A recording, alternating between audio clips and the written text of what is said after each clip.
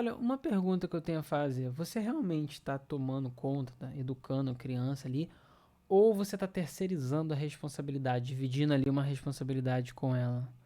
Fica nesse vídeo que eu vou falar sobre um ocorrido que eu presenciei no elevador do meu prédio, onde a mãe praticamente terceiriza ali algo que era do adulto para fazer e joga a responsabilidade para cima de uma criança de 5, 6 anos. Sou Marcos Vinícius, sejam bem-vindos ao meu canal e vamos pro vídeo. Olha, já é um problema da nossa geração essa coisa de querer colocar a culpa no outro, de terceirizar o problema, de não assumir os problemas, enfim, a gente sempre quer procurar um culpado para tentar fugir. Agora, terceirizar e jogar essa culpa pra criança é complicado. Eu tava no elevador descendo e entra a mãe com uma criança pequenininha, uma de 5 anos, 5 6 anos no máximo, 5 anos, 6 anos no máximo. E tinha uma maior, né, de 10 11 anos. E aí, enquanto o elevador tava descendo, ela pergunta pro filho, né?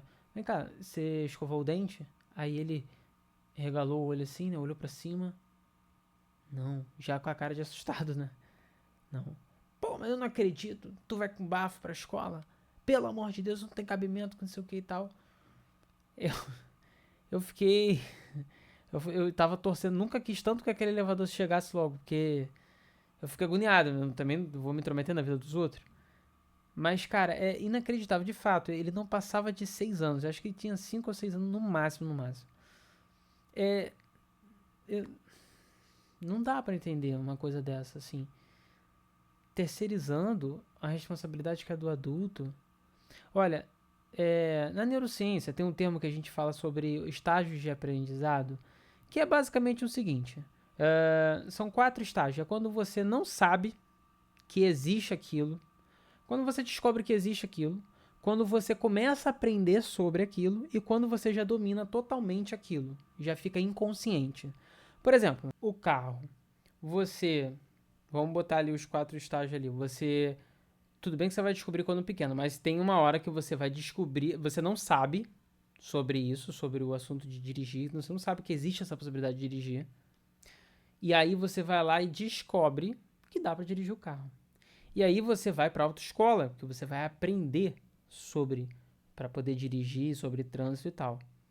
E depois que você aprende a dirigir, você treina, né, até que fica inconsciente. Ou seja, você já consegue já fazer sem estar pensando muito, sem estar muito preocupado, porque aquilo já entrou no automático. Então, por exemplo, cara, às vezes eu tomo um susto dirigindo porque eu tô com um pensamento longe e aí eu volto aqui, parece que eu fico pensando, falei, cara, como é que pode? Parece que eu sonhei acordado. E assim, eu tô dirigindo normal, né? Então, vira e mexe, às vezes eu tô com um pensamento muito longe. A gente fala que a frequência cerebral, ela cai um pouquinho de fato quando você dá uma concentrada dessa. Então, por exemplo, então o carro é um exemplo. Chega uma hora que fica inconsciente. Eu já não preciso ficar pensando qual marcha que eu vou passar, se eu vou jogar a seta ou não. Eu simplesmente vou e já sei passar as marchas, já sei jogar as setas, sem que eu precise ficar pensando. Eu posso estar conversando e estar fazendo essas coisas.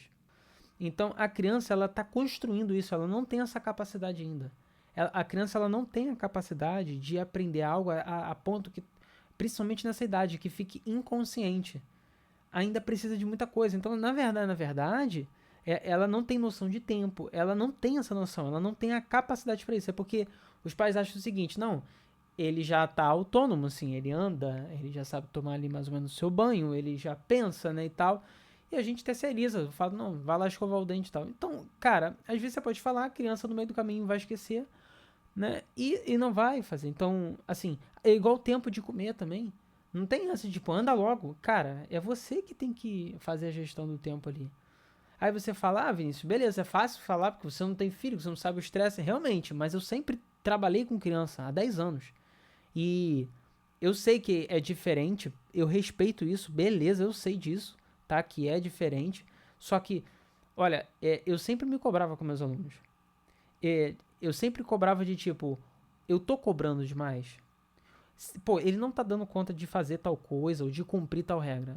Cara, o que, que eu posso fazer? Falo de outra maneira? Muda a estratégia? Sento para conversar? Sabe? Eu sempre tava inclinado a fazer isso, sempre fiz isso. Sabe? Se a primeira coisa que eu penso, se o meu aluno não tá entendendo, seja matéria ou um tipo de comando ou qualquer coisa que do social, se ele não tá entendendo alguma coisa, a primeira coisa que eu faço é me perguntar o que que eu fiz e se eu posso mudar. Esse é a minha primeira opção. Então, é, cara, hoje em dia tá complicado, tá? E, assim, terceirizar para uma criança é complicado.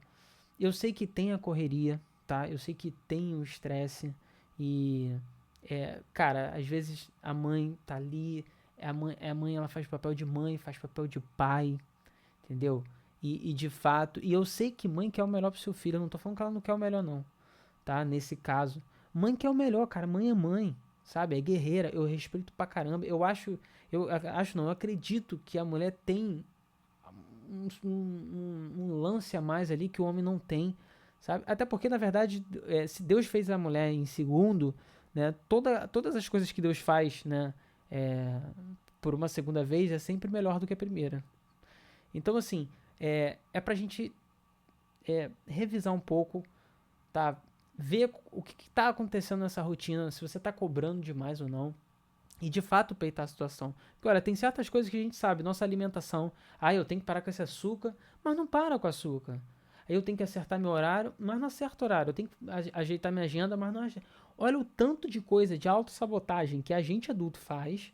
E eu me coloco no meio, eu tenho tentado traçar ao máximo a minha rotina e tal. E olha o tanto de coisa que a gente não faz. A gente sabe, mas a gente faz. Às vezes a gente cai doente, não, é porque eu comi coisa demais. Ah, gordura no fígado, não, porque eu comi. Sabe? A gente mesmo tá estragando a nossa própria vida. Então, se a gente que tem a consciência, a gente não faz, cara, é hipocrisia cobrar de uma criança. Bom, olha, eu vou deixar aqui no link na descrição desse vídeo um link sobre um questionário para você fazer um questionário de temperamento. Eu vou deixar também um mini e-book falando sobre temperamento, pra você entender melhor seu filho. Nesse e-book também tem, lá no final, vai ter 2 links para você fazer 2 questionários, um para adulto e um para criança. Que aí você entende o temperamento do seu filho, entende o seu temperamento. Isso vai ser muito mais assertivo na comunicação do dia a dia. Vai ser mais assertivo porque você vai reconhecer quais são ali as falhas e os pontos positivos que tem em cada temperamento. Acredito que isso vai ajudar nessa rotina. Pô, gostaria de montar uma rotina. Beleza, meu número, meu contato tá ali. A gente monta uma rotina. Eu faço uma sessão individual, monto, vejo quais são as dificuldades que tem. Não, meu filho tem esse diagnóstico, eu tenho essa dificuldade aqui. E eu faço uma organização para a rotina. Até alimentação eu jogo também, voltada para os 4 temperamentos. Então, mas, beleza, não quero a consultoria e tal, não quero pagar. Show, o e-book, o questionário, é tudo gratuito, tá? Você pode baixar o mini e-book e você vai ter ali as características dos temperamentos voltado para o seu filho e como lidar também, umas dicas. E também o questionário, tudo gratuito. Beleza? Olha, eu espero que eu tenha trazido um pouco mais de clareza. Não deixa de curtir e se inscrever aqui no canal. Se tiver algumas perguntas, sugestões de temas para estar falando, para estar abordando, pode trazer que eu vou estar falando aqui. E até o próximo vídeo.